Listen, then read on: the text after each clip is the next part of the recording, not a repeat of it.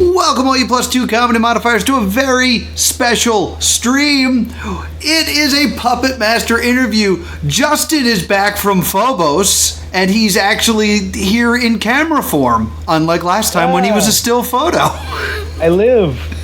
Justin, thank you so much for taking the time to hang out with me for a bit and discuss all of your works.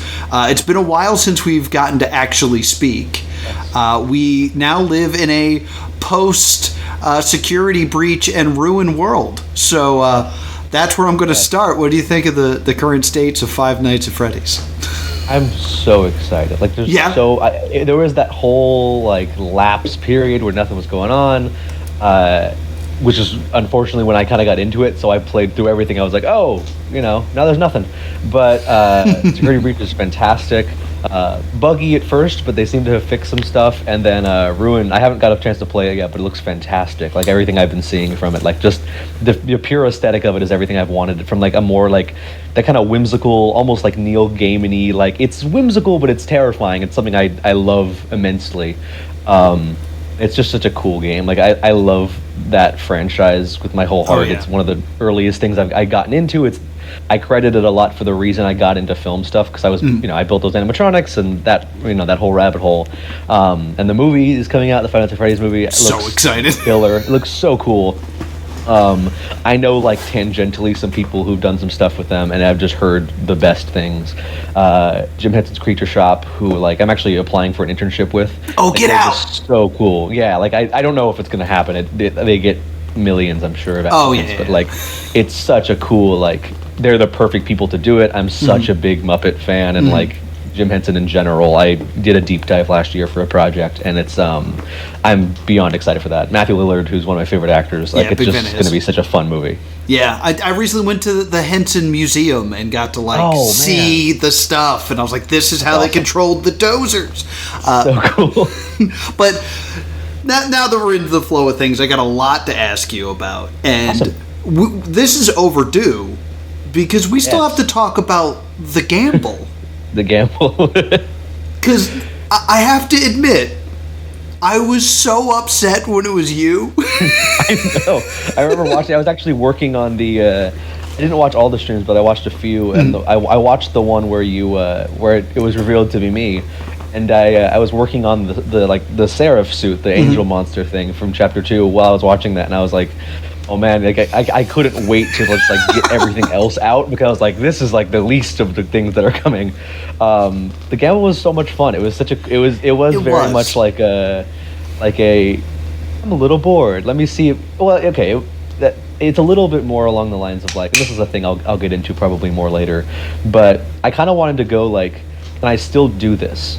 Like, that was what it was for me personally. Like, it was a little bit of the, like, oh, I've been working on stuff offline for, like, half a year. I really want to put something out. But it was also, like, for me, can I still create something that garners interest and is fun to play without the prerequisite of it being a Phobos thing? Like, could I get new people to play it? And I could. So that was cool. That was really fun. It was super simple. It was something that people could check in on. It was a Valentine's Day thing. I just thought it was fun. Yeah, because the thing that I find most interesting about the gamble is it did play in some aspects into Chapter 2, but it doesn't really exist on your channel at all. Like, really, the only way to experience it is through my channel, which is odd. Well, it was supposed to be a temporal thing where it's just like, if you're there, because that's the thing about ARGs that Phobos Chapter 1 and 2 don't really have, where it's not, they still have that ability to kind of go back and re-experience them. Even now there are people finding Chapter 1 and stuff like that. I wanted to do something like other ARGs in the past where it's kind of you have to have been there to experience it, and then when it's gone, it's over. So that's why it's kind of not put up anymore. Also, it's not really something that can be sort of narratively edited together in a YouTube video format, right? Like, from my point of view, because a lot of it was story, a lot of it was like codes and documents and stuff. But I mean, the subreddits, that people can find it if they want to, but it's more of a because it was ticking down to a very specific day. It's one of those things that kind of had to happen through interaction only. So I was the head of Team Hug in that experience of, like, let's be nice to the gambler so he doesn't kill us. and then there was a team of antagonize him. What would have happened if we had gone with that team's plan? The world would have ended. That's what I'm afraid of. I had a couple endings for it. I actually have like 10-15 minutes of like unused footage from that thing that may see the light of day at some point, because the animatronic was just kind of a project, like a pet project, like, I actually wanted to buy, I was gonna buy an Elvis animatronic. Like, I found one on eBay that I was bidding on. All right. And like unrelated to the gamble. This was before the gamble had happened. Like the previous December, I was like really wanting to buy it, and I got outbid obviously pretty immediately, because someone was selling one for like very cheap, like one of those old, like, I think it was called like a Me Live. It was from the 80s. It was like this really creepy Elvis animatronic that was awesome, and it was everything I love. It was hyper realistic and terrifying. I really wanted it, and I was outbid almost immediately with a bid that I'll probably never have in my lifetime. Right. Out of spite, I kind of went, okay, I'll make it myself.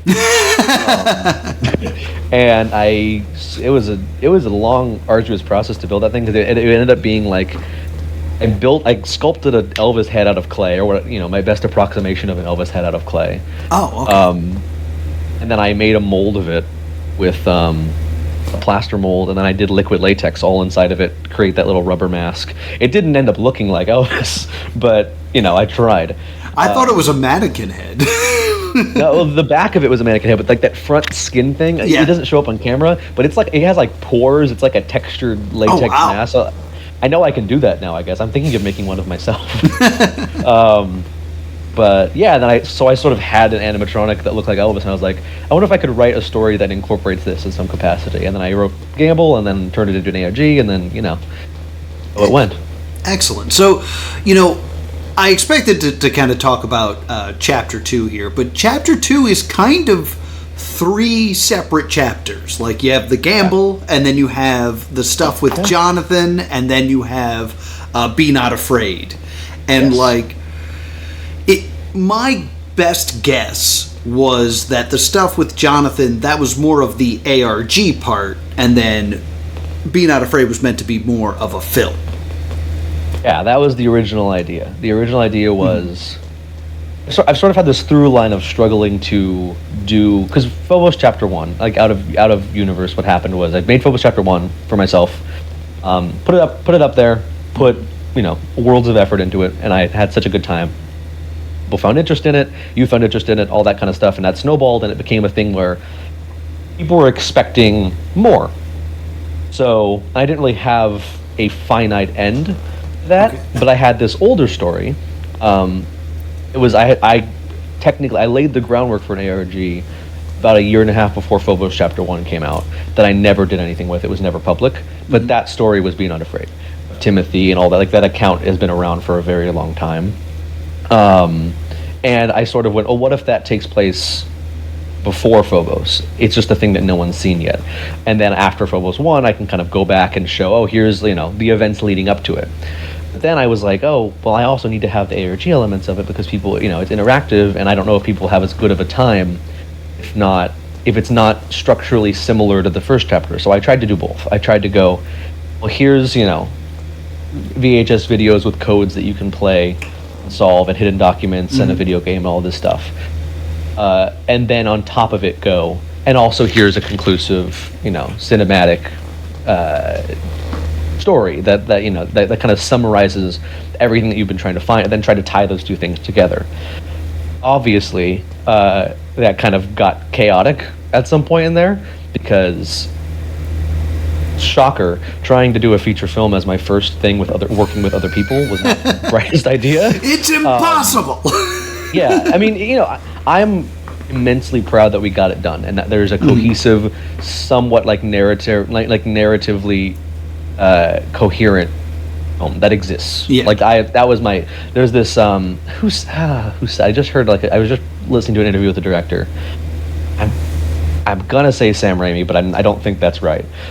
Some directors recently said that they approach filmmaking less of a trying to get to a initial vision and more of trying to get as many pieces as possible and then putting them together, like making a movie with what you have rather than making a movie like trying to get to the point you want to be. Okay.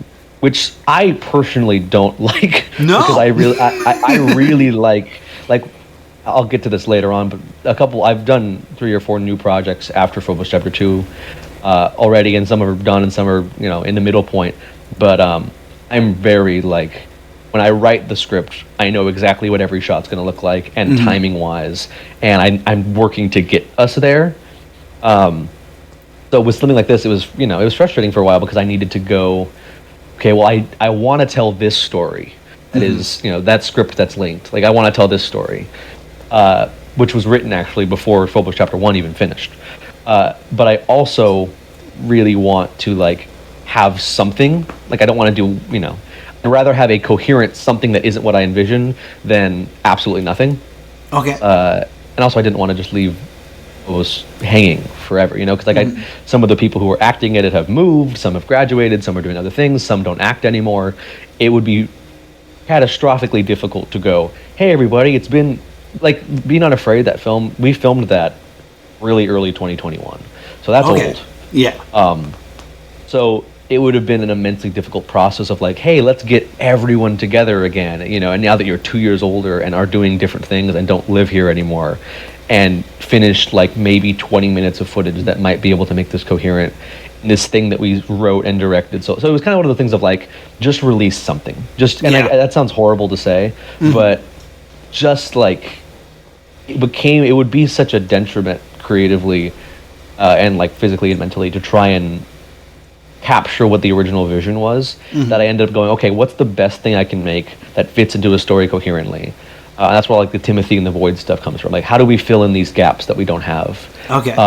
And then weave that into the story. And I think it worked to some extent, because I think that was sort of relying on that ARG thing of like people filling in, which is something I don't like to do. I like having a coherent, explicit, this is the answer. But because of the nature of this medium, I sort of got the opportunity to go, well, I can present the clues to the story that I know is happening, and hopefully with enough pushing, people will find that. Okay. So let's clear some stuff up, because there's some things that I think are clearly fact that I may not have caught. But we know that Godspeed is Timothy.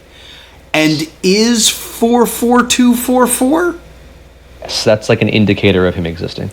Okay, all right. So that they're all right. So I got all. So those when you see that number, it's related to Timothy, related to Godspeed, related to all of that. Yeah, because we had past evidence that like it was just a number Johnathan liked. And no, I don't. Yeah, well, that's the problem. And I talked about this in our first interview a while back. That like it tends to get away from me a little bit. Of like I want people to have stuff to solve, so I put out way more information than is needed sometimes, and I have some master documents, but in almost 2+ years of doing this, there's bound to be things that contradict each other, and I'm very well aware of that. And as much as I've tried to fix and potentially retcon those, if big studios create glaring continuity errors and contradictions, I alone doing on a Google Doc am definitely going to have some things that don't make sense.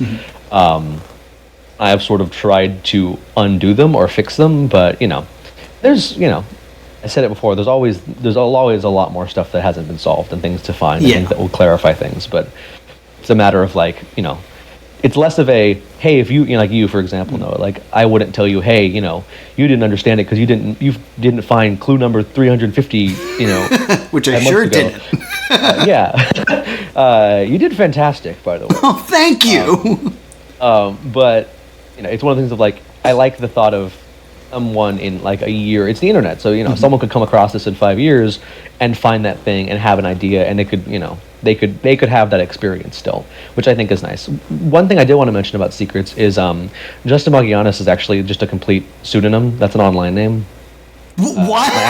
My actual name is Timothy Easton.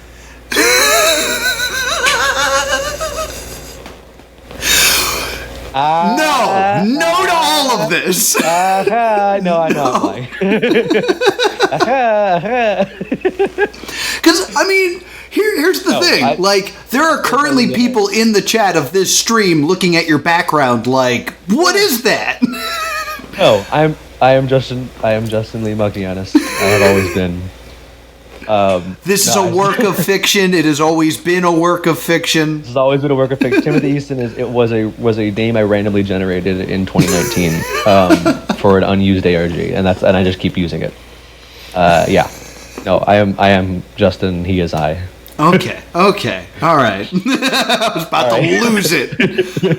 Because, right now, I guess I should just ask this. Is this conversation canon? Yeah, of course. Oh, great. Well, it got...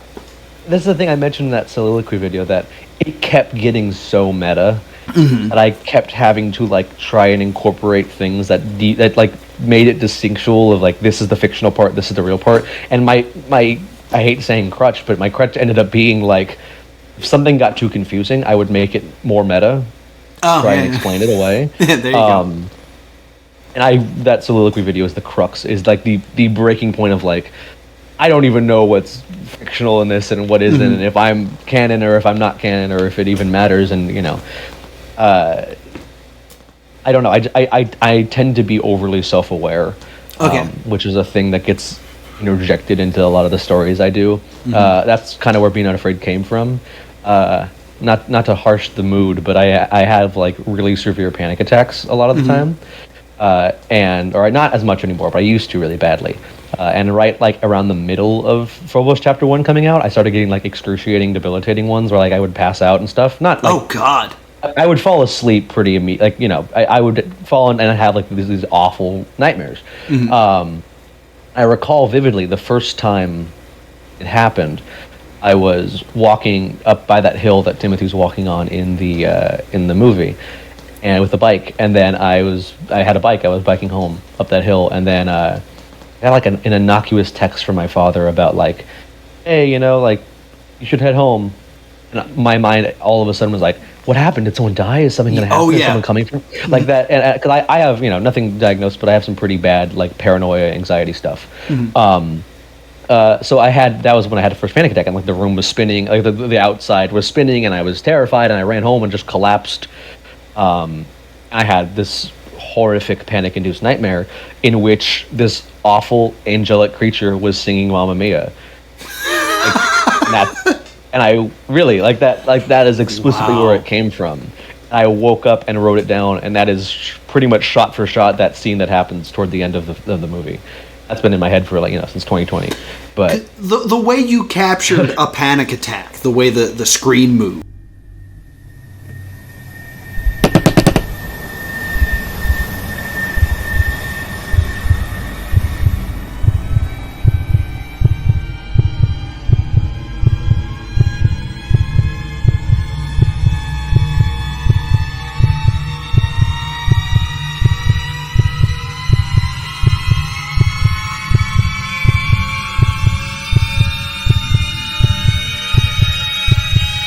I was like, yes, that. I know exactly that feeling. You really captured a panic attack. Thank you. I mean, it's very much a thing I experience less often now, luckily, through therapy and other things, which I always recommend to people if they're able to. But I have that compulsion as someone who's I don't like saying artist, but someone who makes stuff, to. And I say this in the soliloquy video, to oust it into my work. And the fact that me saying that I'm ousting it is being ousted into the actual work of fiction, et cetera, et cetera. I get this mounting. That's how I experience panic. It's always an anxiety. Oh yeah. It feels like someone I'm carrying a mattress, and then people keep putting more mattresses on top, and those are the layers of meta of the story. And I tried to express that as best I could of this is why this takes so long, because it's a nightmare sometimes. Because I get caught in that that feedback loop of I love making this thing. This thing is so fun. Oh, people like when I make this thing. That makes me want to make it more. What if people don't like this? Now I need to make it even better. Oh, but people aren't going to like it if I do that. And then, so on and so forth. I think that's the thing most people who make stuff can relate to. That kind of the need to create, but also the need for like, because like if you this isn't my job, but it's a thing that I do extensively, and I come from my father's a comic book author and illustrator. I come from creative people. All my siblings are actors, so I get that sense of like if you're working, this is a metaphor I always use, if you're working at like 7-Eleven as your job, you're allowed to hate 7-Eleven. Right? Yeah, you're allowed to absolutely. go like, man, this job sucks. I hate 7-Eleven. I hate the people who own it. I hate the bastards. Kill them. I hate it. Right? You're allowed to get angry at the job because you're like, oh, I just want to finish doing this so I can go do the thing I actually want to do. Mm-hmm. When the job is the thing that you actually want to do, then you get stuck in like, oh man, I'm so mad at this, because of course you are. It's a job. People get mad at their job, but you're almost not allowing yourself to get mad at it because you go, oh, but I have no right to be mad about this. There's nothing else I'd rather be doing. This is my dream. You know. So I view that in terms of like creating content stuff where people are seeing it, which 2-3 years ago I would have thought was impossible. Like, oh, I'm making stuff and people are like watching it and making videos and streaming it. Like that's still like a mind-boggling, incredible, humbling feeling. But at the same time, as much as it's appreciated and I do love it, really, sort of get stuck in this. Am I doing it for the right reasons? Am I doing this because people react to it? Am I doing it, X, Y, and Z? I get stuck in that loop again of like, oh, I can't I'm trying to create fiction at the end of the day for me, but I also really want other people to enjoy it. And every idea I have ends up being, am I doing this for me? Am I doing it for other people? Does it matter? Mm-hmm. Should I stop? Why does it even matter? People have made better stuff. I look at people who, my age or younger, and not that I'm old, but I'm 19. There are people who are my age who are directing films. There are people who are younger than me who are directing films. There are people who are getting deals with studios. It happens. And it's less of a jealousy and more of a like fear of not being able to do that, of like should I have been doing this? Like, I have all the technology these people have. Should I have been putting my effort into learning Blender, or learning to focusing more on stop motion, or writing this kind of thing, or doing this kind of horror? And you see that in Phobos Chapter 2, I think, a little bit as a flaw in my mind of like, it gets a little closer to like traditional analog horror. It's VHS style, it's one of the things where like that was what was popular, and I think I may have convinced myself that it's what I wanted to do because I knew it was the thing that might get more views, which is a shameful thing to say, but that's the game sometimes. And it's one of those things of like, do I sacrifice the integrity of the thing I'm making for the prospect of getting more attention?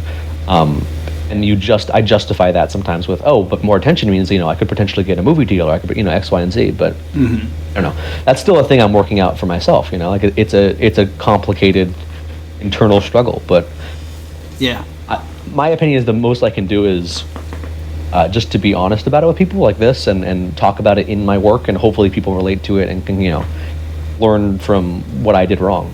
Yeah, I totally understand that. Like, as a comedian, I remember there was a time where I would actually say things like, I'd rather bomb as me than make them laugh with something that's not me.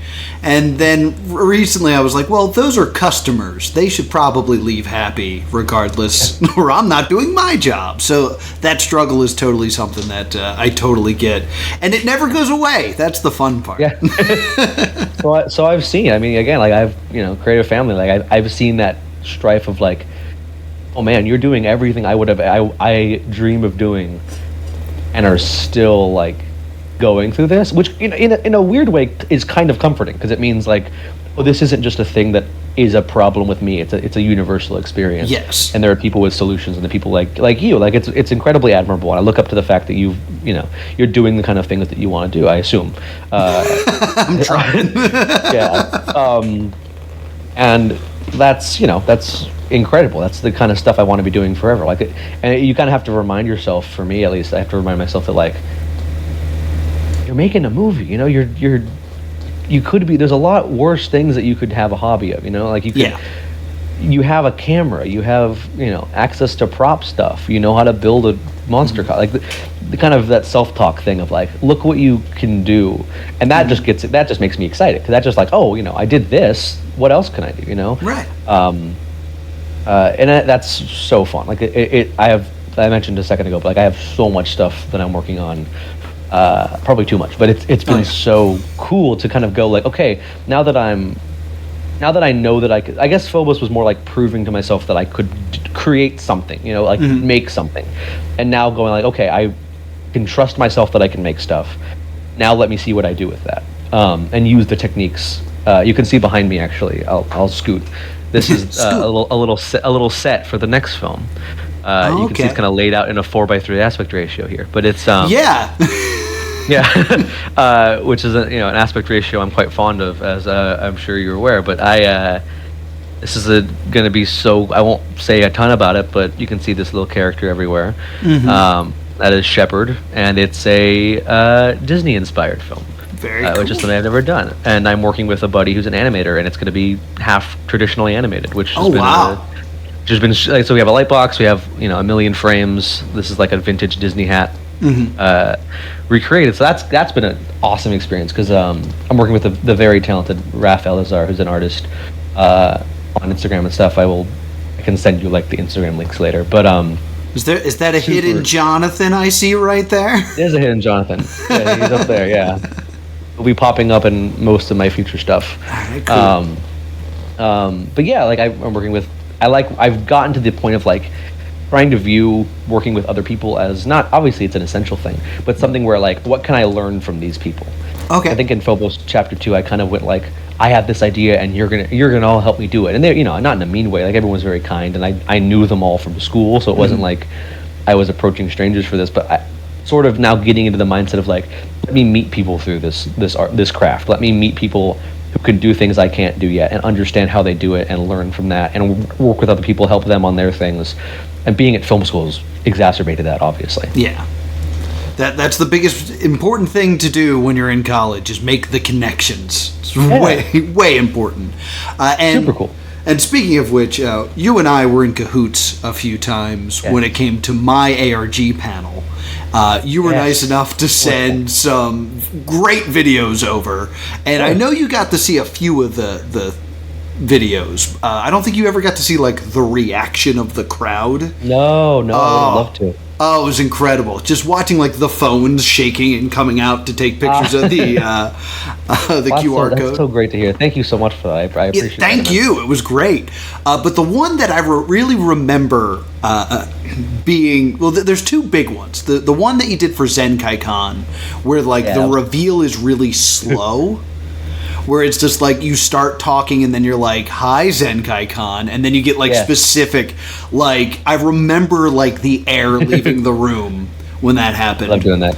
And then there's one where, what should we call the nameless, he had a name, the cartoon character. The announcer? Fun fact about him, actually, that I've wanted to tell someone. Oh, please. He kind of has this like really funny voice. Yeah. It's so stupid. I wrote it down, actually. Yeah, it's based on the backup vocals in Billy Joel songs, which is such a specific thing that I don't know if anyone's gonna understand. But it's me doing like a really bad impression of like specifically those. Excellent. Yeah. In Big Shot, like there's that kind of like snarky like side voice. That's me trying to do that. Oh, okay. All right. Okay. So you snuck some moving out into this as well. Yeah, actually, exactly. Yeah, I actually had a very, I won't say traumatic experience, but I had an experience where my phone was on this music app and it got broken, and my old phone was horrible. Mm-hmm. It would only play Big Shot on loop for about 2 days, and I couldn't pause it. I couldn't open any other apps. All my phone could do was play, like, and I just had to turn the volume up, because every time I turned it up, if the phone was off, it was just stuck on this playback loop of Billy Joel's Big Shot for 48 hours, and at one point I just accepted it. Believe it or not, I had a very similar experience where my MP3 player did that, but it was Duran Duran's Hungry Like the Wolf, and it just would not shut off. That one must be crazy because of how it starts. It's like, Hungry Like a Wolf again. That's funny. But there's one where he's the one that interjects instead of Johnathan. Hey there, cool cats! This is an official Justice Department announcement. As the only cosmic force capable of monitoring multiple timelines to ensure humanity's continued survival, we want to assure you with the greatest of confidence that everything is still totally radical. That's right. When you gaze upward into the night sky and ponder the face of infinity, letting your mind expand until it presses against your skull as you attempt to contemplate the coming darkness which seeks to employ vile and putrid artificial machinations of pulsating sin, remember, just chill out.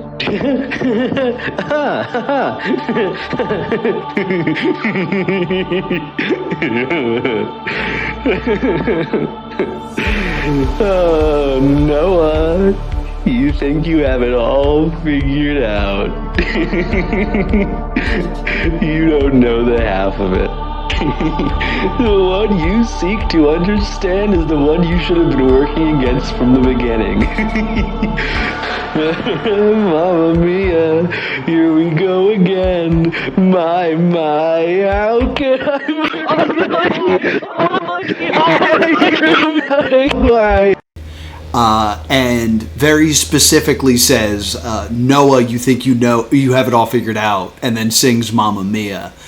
And the discussion in the room became like, I'm the reason that Phobos stopped, because there's something that we didn't solve. No. You were certainly not. Mental health was the reason that Phobos stopped. Okay. So that's something I wanted to check up on. Yes, no, that was not your fault in any capacity. That was I needed a. That was I kept trying to edit because again we filmed Being Unafraid of the Film thing, January to May 2021, so 2 years ago, ish, and I took maybe 2 or 3 weeks to edit, but I didn't do the editing until recently because it was I think it was a little bit of a subconscious kind of I know this will be the end, at least for a good while, and Phobos has been the one thing that I can consistently, and I get at this in the soliloquy video, but that I can also, how pretentious was it to make a video of me giving a soliloquy? I think, because I say this in my video, that it's a great way to explain that you're not having a dialogue, that you're having a soliloquy, which I thought was good. Yeah. I implied myself to be God, which was not intentional. Not that I'm egotistical or anything, but in this universe, I'm the Christian God. I didn't mean that to happen. That is a separate entity in my mind. That is a separate being. Okay. It was supposed to have, a lot more stuff in it, but a lot of stuff had to get cut because of, just needing to get it out because I knew that it would get delayed so much further. And there's nothing wrong with delaying a project, but for how I viewed Phobos as this was the first thing I made for me, and now having to end it and knowing that while some people will certainly see my next stuff, with Phobos there was, because of the audience like you and Grant Reeds and the Discord server, all these people who would who were interested in it and who were fans of that series, I sort of had a built-in if I release a video I worked really hard on for Phobos, at least some people are going to watch it and engage it and react to it and those kind of things. If I do one like that, I shot a horror film at Disneyland, there's a smaller chance of people watching it, which that's not blaming people, that's how the internet works, that's how content works. But I guess Phobos was me holding out how long can I wait with this thing that I know people will or not but will engage with.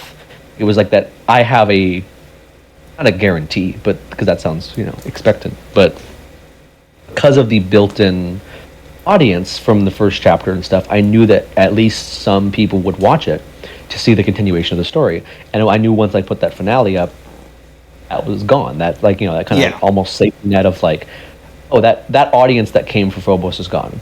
And I wouldn't have had so much apprehension if not for the Five Nights at Freddy's stuff, where that's how my channel started, building Five Nights at Freddy's animatronics and doing tutorials and all that stuff. And then I decided to stop doing that and move on to a new project, and everyone left. Which again, that's how the internet works. It's no one's fault, but I was sort of afraid of that happening again because I knew it would happen again, and I know it will happen again. Yeah. So I'm trying to get in that mindset of make stuff for me, because at the end of the day, I will be able to have a film that I can put in festivals, that I can show to potential coworkers, that I can put in a portfolio, because that's the thing that's going to actually probably get me where I want to be. That having Phobos be successful is one thing, but I can't show Phobos as proof that I can make a coherent film, because it's not a film. And trying to walk those two worlds got to a point where I think I lost both parts of it. Okay. I think I took the wrong message from why Phobos Chapter 1 succeeded to some extent.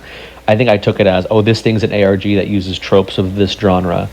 I need to play into that more. Where I think what I should have done is looking at why and how, like on a technical level, I made Phobos 1, and then applying that to a better story. My example I'll use is, the Barbenheimer phenomenon that recently happened. Oh, yes, indeed. Where, that was a very serendipitous thing. These two movies came out, and I loved it. I saw Oppenheimer, and then I had a 5-minute break, and I immediately watched Barbie, and I was sobbing.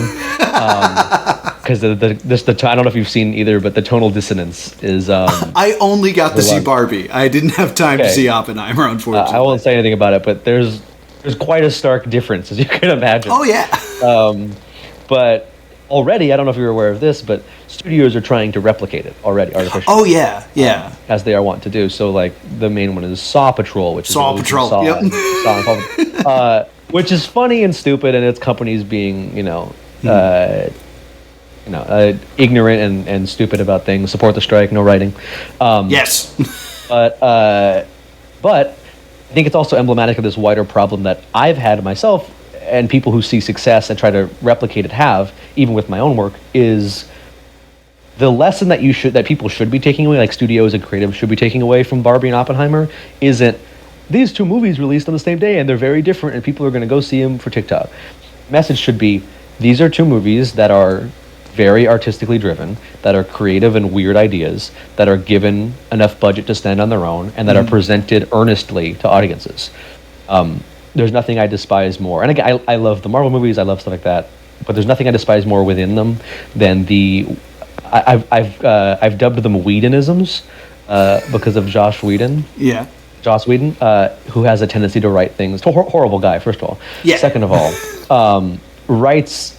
Just in his art, he always will write these, what I call Whedonisms, which is he's right behind me, isn't he? Or, you're really wearing spandex. Like, he's like taking the piss out of your own work, which in my mind, and even though he's not working with them anymore, persists through a lot of blockbuster, specifically like superhero movies, like these big budget action movies. Yeah, there's quippiness, and like quips are fine, but when a quip is happening after like your dad died, or like Thor and... Or an Endgame having like struggling with alcoholism and someone being like, "Hey, cheese whiz!" Like it takes the emotionality out of it, which I feel like is done to go out of a fear of people aren't going to take this seriously. So we don't take it seriously either. We think it's dumb also. Yeah. And I like when things earnestly present. No, we're doing this silly thing, and we're just gonna do it, and you can suspend your disbelief. I think I kind of lost that in chapter 2 because I very much was very self-aware, kind of as of its nature, but everything kind of had a like, I'm aware this is a trope, I'm aware that this has been done before in analog horror, and I kind of took the meta to too far of a level. I think I lost people. I think it became incoherent because it didn't feel like it was confident in itself. And I think the lesson I need to be taking away from my own work, from Barbenheimer, these things like that, is take the techniques and the effort that I applied to Phobos Chapter 1 and start applying it to new stories that aren't kind of boiled down by having to be a Phobos thing. Like that's what I'm trying to do now. So I'm like this project, a couple others that I'll probably talk about in a little bit. I'm trying to go, can I take the techniques and the editing and the practical effects work and the animation and the prop making and the animatronics, all this stuff that I put into Phobos, and can I write like a tight 20-minute short film that's completely self-contained, and can I channel as much of that same effort and as much of that same attention to detail into that project and keep the weirdness and quirkiness and oddness of Phobos and present it earnestly with a story that follows story structure. That's what I'm trying to do now. Oh, that sounds great. I look forward to whatever is next down the pike. And we'll get more into that because I still have so many Phobos questions we got to get through. Of course. So you mentioned this earlier, and you say it in the interview that we did last time, and I just didn't retain it. But Phobos Chapter 2 is a prequel. Yes. Prequel. Like, I don't know, like, I remember having that moment when I watched the film. I was like, oh, this is a prequel. Oh, he got us. And then I re-listened to our interview, and I was like, no, he told me. I just didn't pay attention. Cool. Yeah, it's a prequel. You get... Anything to add about like the time space continuum and all the time travel that we're having in this? It's very loopy. I think I drew a complicated diagram of it in the For the Longest Time video that attempts to explain it visually.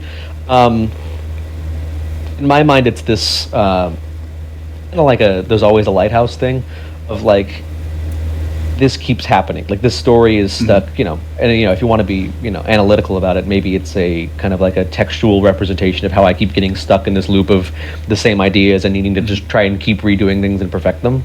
But in story, it's Phobos Chapter 1 happens. Justice Department finds out they're going to stop them. Something maybe happens in the interim that may be explored in the future, may not be. Then Justice Department comes, plucks Timothy out of the timeline, drops him back where he started, changes things, and every time this happens, we keep getting closer to something changing, but something never changes. We keep resetting here. I picture Be Not Afraid and Phobos Chapter 2 as the events right before the Phobos Chapter 1, specifically that you watched, which is the hope that maybe after that like that handshake thing, which this wasn't a textual thing, but that handshake thing, those are both my hands. That was less of a like story foreshadowing and more of a happy accident of my brother was busy and I needed to just do it by myself. But it worked, it ended up playing into that idea. And basically I think of that as the last shot chronologically. Canonically, like that is the like we don't know what happens after that.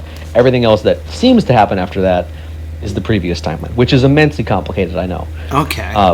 But I think if someone was to go through the videos and go like, okay, this happens here, there are little clues, there are little snippets, there's things no one's pointed out that I've seen of like certain objects or items that appear in the background of Phobos Chapter 1 that reappear in Chapter 2 in different capacities. Line repeats are a really big deal, and those are always intentional. Okay. There's a line, there's a text on screen in Chapter 2 that mirrors a much debated spelling error in Chapter 1 that I don't think anyone's nailed that I've seen exactly what it's referring to. Maybe they will, There's a lot of stuff in the game that people have seen like the code for it, like pouring into that, but I don't think anyone's actually played yet, which is fun. And it's a couple, so there's a part of the game that no one's gotten to yet, is what you're saying? To my knowledge, not that I've seen. Okay. They very well could. I just haven't seen anyone mention it, and that could be because I thought it was more important than people ended up perceiving it as. But there's stuff in there. That was a fun experience. That was a nice. Yeah, that game is like, it's crazy what you were able to accomplish in that.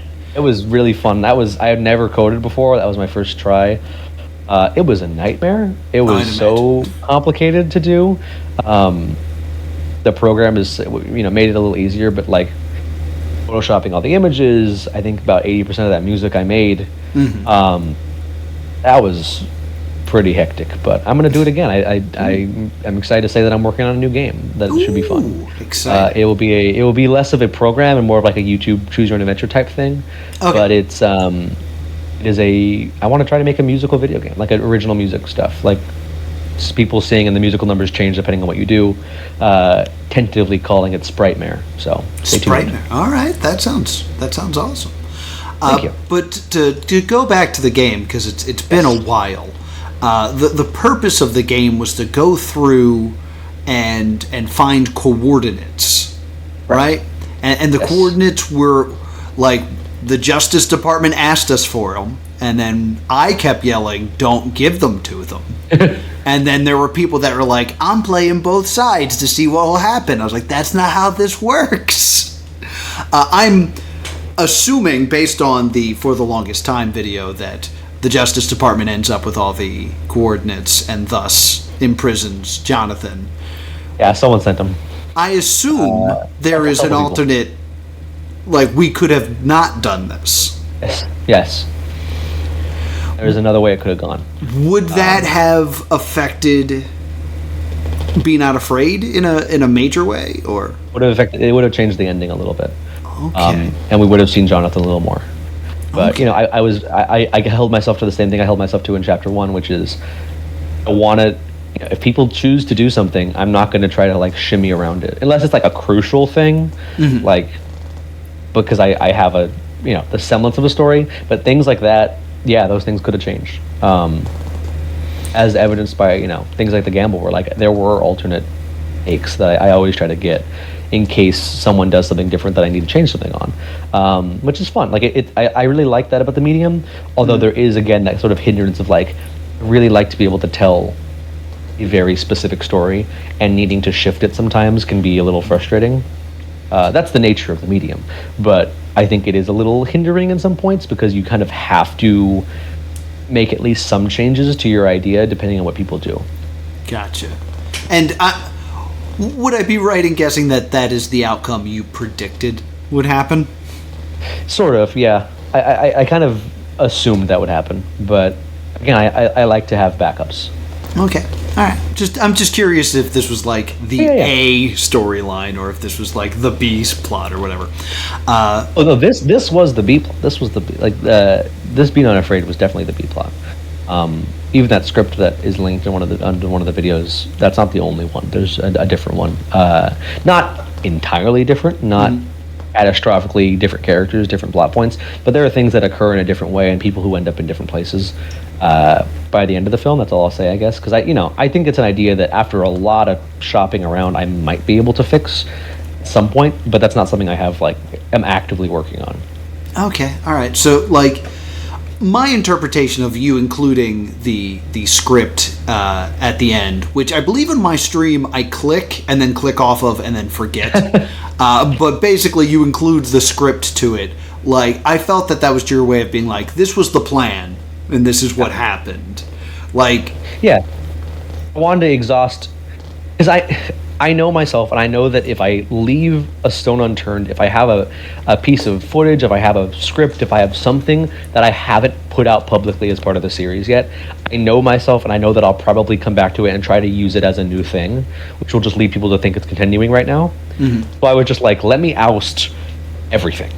Okay. Let me take every shot, almost every shot. I'm even thinking about releasing a behind the scenes of all our bloopers and stuff, because I just want to go.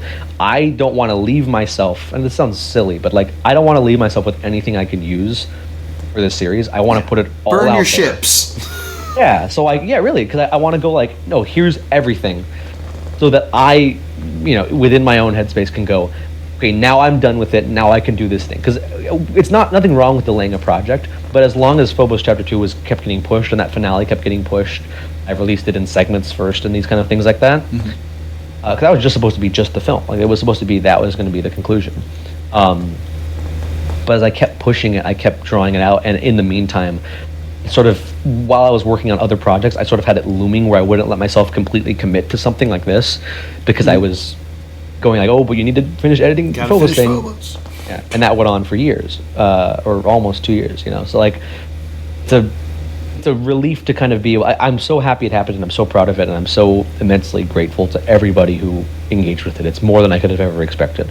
But I'm very happy that I get to now do some new stuff that's not kind of I was always excited to do new Phobos videos, but they always had to tie into the larger story, the larger universe. I will say, the future stuff that I have coming up kind of does have this narrative through line with Phobos, but it's not explicitly going to be, you have to go watch, 3 hours of ARG stuff to understand it. Gotcha. Okay, all right. I'm trying to think how I want to phrase this next question, so I think I'll just say it like this. I had a theory about how every ABBA song seemed to be playing at the end of every chapter, and I was constructing some sort of theory that this was like a timeline, and I was supposed to use Mamma Mia as the Rosetta Stone of how to put things in order. Do you have a comment on this theory? I don't want to ask you directly, but if there's anything you want to say about that.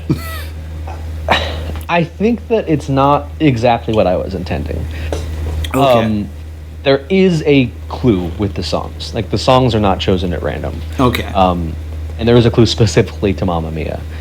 There's a lot of clues that reference Mamma Mia is not obscure, but there's a lot of little snippets that are allusions to really obscure bits of media in both chapters that are only in there in the off chance that someone has happened to see this like one movie and remember a line from it. There's a line that Johnathan says in chapter 1 that's quoting Dr. Terminus from the original Pete's Dragon movie. Oh my god. which is a very deep cut. Like that is not a culturally relevant character, really. But if you were to go watch the scene where that line is from, context of it ends up being a clue that hints towards something about Johnathan. I won't say because I really do like the thought of someone who has seen that stumbling onto it and going, oh, that's what that's a very nice kind of feeling, because like you have the one kind of interaction where you're like explicitly like, hey Noah, like that's in Phobos, or like things like the Zenkaigon thing. You also have the kind of one-on-one engagement you get when I make a really specific reference to something, and then a audience member watches it and goes, oh, they're referencing that? That's almost like for me, you know? So there's a lot of that stuff, and Mamma Mia is incorporated into that. One thing that's in chapter 2 that I think you came across, I'm not sure, is there's a lot of references to the show Highway to Heaven.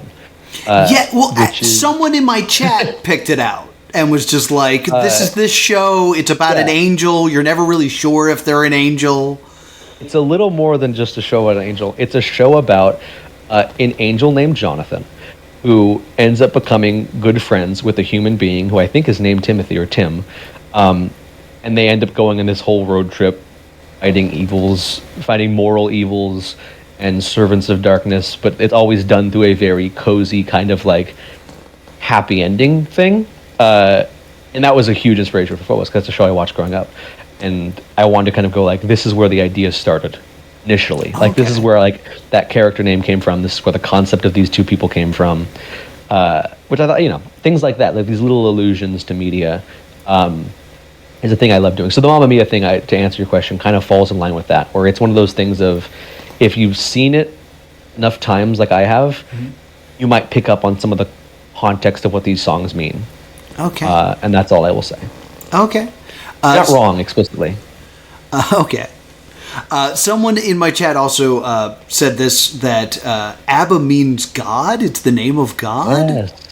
Really weird. I'm now thrown off because you said, like, oh, this came to me in a panic dream. So was that planned, or? No. It's just, I don't know why that song... Mamma Mia was a movie I watched a lot during childhood, and it was a very comforting movie, but it wasn't, like, at the forefront of my mind. Okay. I liked the idea of that becoming Timothy's comfort thing, like that music. And because, that's the thing with panic attacks where some people will sing to themselves to calm down.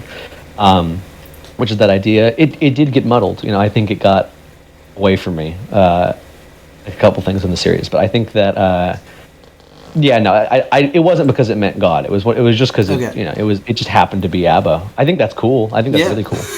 I think that's a really cool but no, I just chose ABBA because I had it in a nightmare and I thought it would be weird and a little funny, which is what I try to do.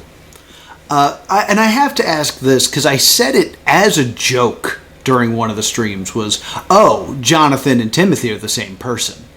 And then, because since then I have convinced myself that was true. So. No. I am not Johnathan. Johnathan's not me. I am not the boss. I am not Timothy. They're separate entities. The only reason that you see the imagery of Johnathan with me is more of the breaking the fourth wall, like, this is fiction. I'm telling you, it's the this is not a pipe thing, if you're familiar. Like the idea, have you heard that? This is not a pipe. There's a painting called The Treachery of Images, and it is a photo. It's from the 1800s. It's a photorealistic painting of a pipe with the words, "This is not a pipe," because it's not. It's a painting of a pipe. Oh. It's if you tried to smoke it, or you tried to hold it, it would crumple. It's paper. It's a painting of a pipe. That's the best way to summarize what Phobos is, I think. It's not a pipe. Okay, because, like, my interpretation, and feel free to jump in on how this makes you feel, but you brought up BioShock. Yes. Love BioShock. That's cool. There is the idea that the events of BioShock and the events of BioShock Infinite are basically the same story, and like some people are people in that timeline. That's kind of how I was seeing it. Like, you are our universe's Johnathan. is kind of my take. Oh, that's very interesting. No, I wasn't really thinking that's a really interesting idea that I might. You can have it. Really, No, it wasn't really that, but that's really cool. That's a really cool. Because you had the whole one world thing, and I was like, oh no, the Jonathans are becoming really one. Cool. That's very cool. That's a really neat interpretation. I like that a lot better. No, mine was more simple, like simple. A word that has never been used in regard to poets. The fictional world and the real world were colliding, leading to continuity errors, leading to my turmoil over whether to continue it, and really was just an excuse to break the fourth wall and go, hey, I'm really tired, and I don't know if I should keep doing this. I did, so... Yeah. So now that, like, it's done, like, are you happy with the final result overall? I struggle with regretting things because it's I mean, most people do, but it's one of those things of like, I know that I could have done so many things differently. Like, I know that there were things I could have made or could have added, but I also know that if I start thinking along that line, I will be less proud of the thing that I made. I really like trying to look at it for what it is, proud of what it was, and so have you seen the musical Tick Tick Boom? I love Tick Tick Boom. It's a beautiful, it is tragic a masterpiece. There's a line in that I'm sure you have thought about it, because I think about it constantly. Start writing the next one. Mm-hmm. It's such a simple little, like, it's such a simple note. Of like, I spent so much time on this thing and it's not what I wanted it to be. Mm-hmm. Okay, so start writing the next one. Like, it's such a simple little notion, but it's so helpful, because I struggle with getting attached to the things that I make and viewing my value through them. If I can go, just tell the best story you can tell, put it out there. Maybe people will like it, maybe they won't. If you like it, if you're proud of it, if you made it, look at it for what it is, be critical of it if you can be, and then move on, and then make a new thing. Because that's life. I can't. If I obsess over Phobos for years, I'm going to miss out on all this time I could have spent making things like this, things like coherent short form stories that will get me to the point where I can make the kind of stuff I want to make. Another really good quote from another movie. I don't know if you've seen Asteroid City yet. No, I have not. I'll save it then, because I really recommend it. There's some great stuff in there about stories. Yeah. I give Wes Anderson a chance every 2 years, and then I get frustrated, and then I swear him off again. Oh, he's great, man. I read a book about him, sort of like around his idea, and it has this concept in it that I read it after I did the soliloquy video, but it definitely resonated with that same kind of idea. Which there's this Michael Chabon wrote the foreword for the book, who's a fantastic author, and he says in that foreword about Wes Anderson that people assume that when a movie or a work of fiction reminds you that it's fictional, it's being dishonest, because it's not maintaining the illusion. But he has this idea that the most honest thing a work of fiction can do is tell you that it's fictional, which I like. I think that's a cool concept of, like, the story is good enough, the manner in which it is told doesn't need to be completely realistic, and I love that kind of stuff. Yeah, that makes a lot of sense. So, God, there's just so much. I'm gonna gush for a little bit. Oh no! I love the. Go ahead. I love the shot of Timothy walking past the mirrors, and it's my God, that's so good. And him crawling through the play place and the hands. Yeah. That was one of the last things we shot. That was just like, let's have as much fun as we can doing this. In these Stay Puft Marshmallow Man looking. That was supposed to look so much better. It didn't end up looking great. It was supposed to be drenched in blood and these, like, skin tight white, but it was not. Oh, is that okay? For me, it invoked American Psycho. works. I don't. There is. I think you pointed this out, and I caught part of your stream of the finale. There's a weird amount of American Psycho references in this. That was not intentional. I don't know why that ended up happening. I chose Bateman at random. Mm-hmm. I don't know if I have some subconscious. I like the movie. Yeah, it's good. I've seen it a few times.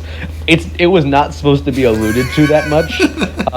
There are some of my close friends watched the finale and they caught some stuff. There's a lot of references to Community that are intentional. Really? Yeah, they're really obscure, but right. My friends are. I kind of put those in there for my friends and myself to kind of be like, if you've seen. Again, I really like references that are so niche that they only a couple people will get them. Yeah. I had a great experience with that. I don't know if you've seen BoJack Horseman. I'm about halfway through it. Okay, I won't say this then. But there's a thing that happens pretty far into it with a couple characters that is an allusion to a really obscure public domain movie from the 30s that is not talked about very often. Yeah. And I looked it up, and people have been discussing it. It's been like, man, this must have just been for like the really small overlap of people who've seen that movie and have seen BoJack. And having done so, it was the best experience in the world to be caught off guard by. So I was like, there's no way they're doing this, because to everyone else it's just like a really weird joke. But to me, it's like, this is such a weird thing to pull from. And I love stuff like that. Is there anything that is a common misconception in all this madness that you wish you could just shake them and be like, stop thinking this? No shade that Timothy and Johnathan are the same person. Was I not the first person to think of that? No, a lot of people thought that. People were thinking that in chapter 1. They thought they were brothers. They thought I don't know where that came from. I thought it was pretty explicit they were different people. Oh man, that's a really good question. Oh, that's hard. Because, especially with, this type of medium where it's so mysterious. Yeah. There's that death of the author thing where it's just like, no, we have decided this. There's so much stuff that, I want to talk about, but I don't know why nothing's coming to mind, because there's so much stuff. And usually when people misinterpret something, it's just, it's so technically irrelevant that it doesn't really matter all that much. Oh my god. That the announcer guy's name is Jeremiel? That's not his name. He doesn't have a name. He is nameless. I feel like you really, really painted that one out for me. I never remembered it, but I was like, it's that J name. Yeah, he's in the rap video, which was very fun to write. The little artist credit in the corner says unnamed voice. He's also not the cartoon. That was a joke that's made very briefly in one of the earlier chapter 2 videos, but that's not him. That's just another thing that's there. The announcer is a separate voice, which I think is really funny. The assumption is that he is that cartoon character, but he's not that cartoon character. It's just a voice, and the cartoon is a separate thing. I certainly did not know that, because I know he says that he has neither form nor something. Nor name, yeah. And he does not. He's just the voice. The cartoon is just there for a visual, which that's referenced a couple times, but I just think it's funny. What else? There's some musical clues that no one's seen in some of the original music that hasn't popped up yet. I've only done a few technically original instrumental songs. Most of the stuff in Be Not Afraid is either ABBA or it's Wipeout Audio, which is a public domain music source, which is fantastic. I did do most of the music in the game, and some of the music that kind of pops up in the backgrounds of videos. There's a lot of references to Polybius that people seem to have missed, just musically, that the little theme plays a lot. I don't know what else, though. I don't know what else I'd say I would clear up, because I don't want to give answers for right, people. I figured as much. There are two musical things that really stick with me. One is the fact that SOS is playing at the end of the congratulations video. Permanently. And to everyone who worked with me to solve that code, thank you for everything. Even if it was under false pretenses, it felt nice to belong. You all genuinely care for each other. It reminds me why I have to do this. Godspeed, detectives.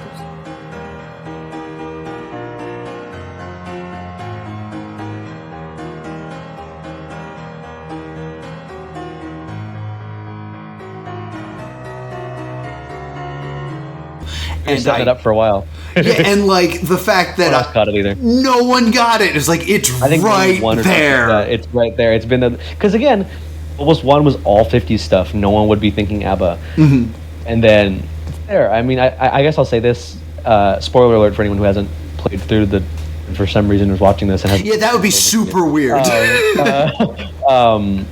There's a Mamma Mia poster in the beginning of chapter 1 in the little garage part that Timothy's little conspiracy board is in. There's a Mamma Mia poster. You can barely see it. It's covered by all the Phobos conspiracy stuff, but there's a pretty visible Mamma Mia poster. Another thing that I think a couple people did catch, but it was one of those things where when people found out, they were like, whoa, really? I think you'll appreciate this. So I've been sort of laying clues that I, Justin, am the creator. I mean, that's, obviously I am. People know that. Right. But that I exist to some capacity within this universe, which was pretty fun. I actually, the first language, not the second chapter one, but the language in the first chapter, there's a clue somewhere that decodes, that explicitly refers to that language as Nitsujima. That's the name of the language. I don't know if you've ever come across that. I believe it's in a Reddit AMA. It's like, that's it's called Nitsujima. Yeah. Yeah. Nitsujima is "Am I Justin" backwards. A few people have caught on, but I think that's very funny that no one found that out at first until very far on, which I think is very funny. I mean, it's so common for players to overcomplicate things. There's the moment where you tap 44244. And I'm like, Morse! Yeah. And I go to work on it. I'm like, oh yeah, okay, just being dumb. The other music. I mean, I threw so many clues at everybody that it's hard to not read into everything. The other musical part, and it haunts me, is there's the one video that has this really complicated song in it. Yes. And we went through it on the stream, and I'm like, okay, it slipped into Sand Song. That's Medeovania. I know that. And then there was that one clip I couldn't figure out. And my whole chat is just it's nothing. Leave it alone. Is something.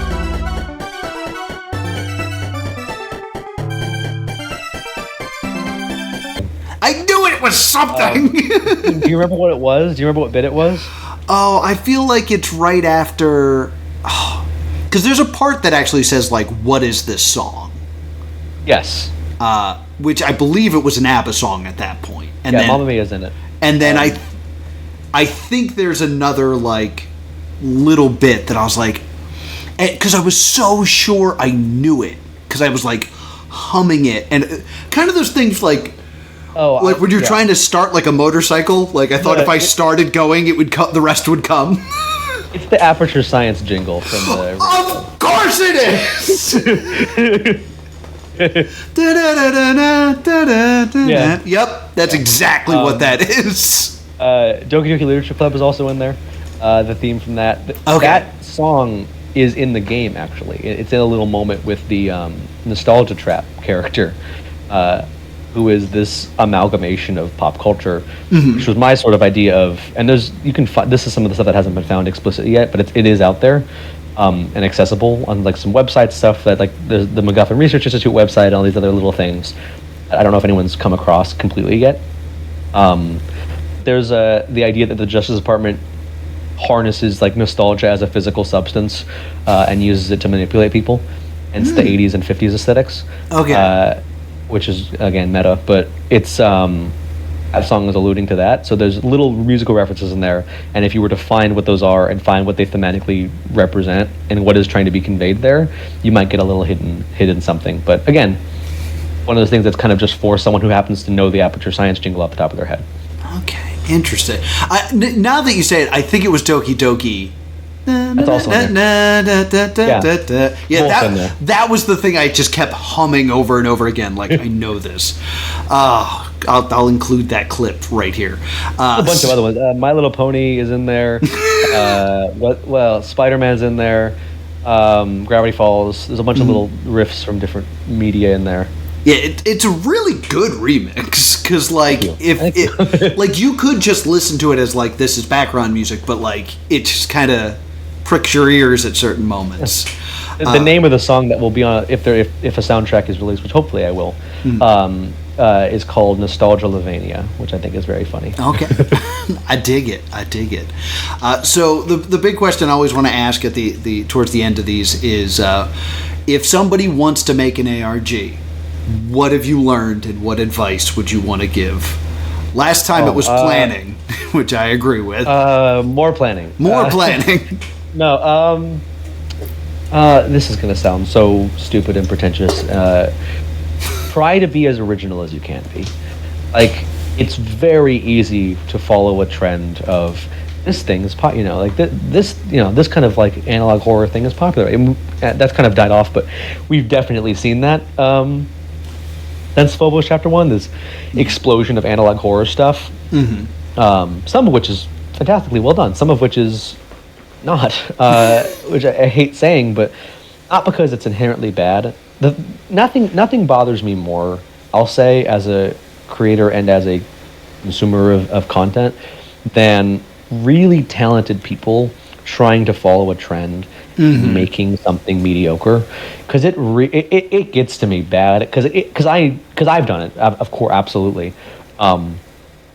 It's not, they're not wrong for doing it. It's just, again, some people got to eat. If you got to make a product for money, that's one thing. But it's when you're doing a project purely creatively, like a pure passion project, and that passion is being channeled towards a derivative version of something that already exists, or I don't know. Like I have such a complicated opinion on it, because I don't think there's anything wrong with like fan fictions or homages or fan films rather. Mm-hmm. Like I like the Backrooms. I'm going to make my own version of the Backrooms, but part of me just wants to yell at people sometimes, like, now that you have learned that technology to replicate this, make something new with it. You know, like, tell a different story. Like, that story has already been told well. Go and tell your version of it. Go and tell your story through that medium. Like, it pains me to see people more talented than I am, immensely more talented than I am, with like this knowledge of CGI and tracking and special effects, trying to make a viral video instead of trying to make a good story. Right. That's what I'll say. Don't try to make something viral, because this is advice I don't know if anyone will say, but you can go viral if you just keep making content that goes viral and consistently put it out. If your goal is to go viral and to get people to watch your stuff, then do that. But if your goal is to make a good story that you will feel good about, make that story. Even if it gets 3 views, make that story. It's not a job yet. You don't have to worry about getting attention. Like, hone your craft through making original work that you can go and show somebody. Because if you want to do, I'm talking specifically to people who like want to do creative stuff for a while. If you just like, I want to make an ARG for fun, go crazy. Use the tropes. Use what you know, but and plan ahead. That is important. But if you're going to go and want to be doing this for at least a little while, and you want to do it in a way that no one's done it before, come up with a story that hasn't been told in the way that you're going to tell it. Tell it through a medium that you like working in, and don't worry. And take the techniques. It's the Barbenheimer thing, right? Yeah. Look at the way and the circumstances of the thing, not the thing itself. If you want to make a good movie, don't replicate Barbie, or don't replicate Oppenheimer. Replicate the people who made those. Look at the people who are doing what you want to do, and figure out how they got there, and then follow those steps. That's what I'm doing. Yeah, it's great. So you teased the chapter 3 at the end of this. Yeah. I'm guessing if and when that happens is very much in the future. Yes, I have the faintest rumblings of ideas. There's so much stuff I'm working on right now that I want to get done. So many new projects I haven't written yet. I can talk about all of them if you'd like. They're not really confidential. They don't spoil anything because they're new stuff. Yeah, well, I of course want to hear about all of that as well. Chapter 3 specifically, I'll say I have an idea of how it would go. It's not set in stone. Mm-hmm. I do want to go early 2000s, early internet, as teased in that little hidden video. I really like the idea of a horror story taking place on like a first couple of years of YouTube sort of landscape of the kind of content that was being made then, like lip sync videos and GIFs and Nyan Cat and all these like mid 2000s to 2010s stuff. I like the idea of progressing Phobos through like the 3 big eras of media. Mm-hmm. I personally, as someone born in 2003, don't have a lot of nostalgia for the 80s or 50s, except like what I've osmosed. Right. But I have a ton for early YouTube. Like that's something I grew up, if not watching directly, kind of tangential to. Early Five Nights at Freddy's, creepypasta stuff, Slender Man, all these things that are very like in the cultural zeitgeist, but haven't really been explored in a earnest. Let's look at what it was like. Like, I think we're starting to get to the place where that time period is nostalgic for people. Yeah. Which is the point at which I think I will make something to do with that. Which I would like to be a Phobos thing. It might end up being something else. I earnestly do not know, but I haven't written off the potential of doing it, which is why I left that. Of like, I'm not quitting this forever. I just need something good enough to come back for it, and when that comes to me, it'll come to me. So last time we spoke, I did ask you how many chapters do you think Phobos is, and you said something along the lines of ideally 3, but maybe just 2. How much of that story has been told based on that answer? There's a whole segment of what I think would come after Phobos Chapter 1, but I think that how everything ended up happening, I might need to go back and not redo, but sort of reinterpret what I wanted Phobos to be originally. Where the first chapter was something that I didn't really have the research. Like, I really, and this isn't patting my own back, but like, I do really think there's some stuff in Phobos Chapter 1 that I can apply to like a stronger story. Okay. Like, there's some concepts in there that I think that, concepts that aren't inherently my own, things that I have pulled from different sources, but I think that kind of synthesis could be really interesting, of like this 50s setting where fear is at an all-time high after World War II, where like, medication's at an all-time high, people of color are being put back into neighborhoods that they were, taken out of, women who were working are now back at home, men with untreated PTSD have come back from the war, you have a lot of like repressed gay, like feelings of people being gay, like a lot of this like idea of like, I like the idea of people who had a brief glimpse of like a little bit more freedom getting shoved back into where they were, and everyone's terrified, and now nuclear weapons are a thing, but also we have to be happy because we were just sad for 30 years with the Depression and World War II and Yeah. stuff. It's happiness time is happening. Yeah, I really like that idea. I have been going down a rabbit hole recently of musicals, the golden age of musicals. Side note, watch Schmigadoon if you haven't seen it. It's on the to-do list. But I mentioned this last time, but it's kind of getting closer to happening. I want to write a stage play version of what I wanted Phobos Chapter 1 to be. Like a explicit, here is a cohesive story using that kind of aesthetic and using that kind of some of the same characters and some new ones, presenting the idea of a musical where the golden age of musical stuff represents that like repressive, we need to be happy, we can't be afraid of stuff, and tie in that message of fearlessness is not bravery. Gotcha. Very cool. Very cool. So you got the Disney-inspired project behind you. It's called, here, I can send you a couple little images for it if you want to put them up on screen, if you'd like to. I don't know if I'll be able to put them on stream, but I'll put them in the YouTube version. On screen, rather. Sorry. How do I send a picture on Discord? I'll do it later. Yeah, just send it a bit later. So this is called Burnout. I'm working with an animator friend of mine named Raph Elazar, who's just an incredibly talented animator. It's all happening traditionally, so we're frame by frame pictures of everything, which has been quite the experience so far. It's a little mini musical. I've gotten really into songwriting recently, and it's been such a blast to come up with original songs that aren't just parody stuff or like tweaks of lyrics. I've gone down that rabbit hole a lot since doing Phobos. One thing that is shot and is almost done being edited that I have been working on pretty much in silence for the last year is I have a film coming up. That is my first time working with like a large scale film crew. It has been so unbelievably cool to do, and it's humbling beyond words. I wrote this short screenplay last year. I kind of just, it was really short, like shoot in a weekend type thing. I sent it to friends for like spell check and advice. It ended up making its way to the hands of this very talented actress named Hannah Lewitt, who is a little older than me, and she's working in a bunch of like theater productions in San Diego. She had just started Little Women. She got the script, she liked it. Her and I kind of went back and forth and tweaked it. It ended up becoming this musical that we wrote, a musical short horror film. It's called Dreamy Drive. It is essentially Nightmare on Elm Street meets The Muppet Show. Oof, sold. Which will be so fun. The cool thing about it is because this was my first, it was my second semester at SDSU here, which I'm in the film program, minoring in theater. I started meeting a bunch of people. I've directed two shows for the stage now, which I've never done before, and stage managed a third. And I started working with making all these contacts. So what I started doing was I would just send the script to people and be like, hey, do you want to be a part of this in some capacity? And that snowballed. And now we have, I think, over 60 people working on this project. Oh, wow. Which has been incredible. So it should be out decently soon. We hope to have some kind of premiere event soon. It was such a cool, one of the coolest things that's happened to me ever.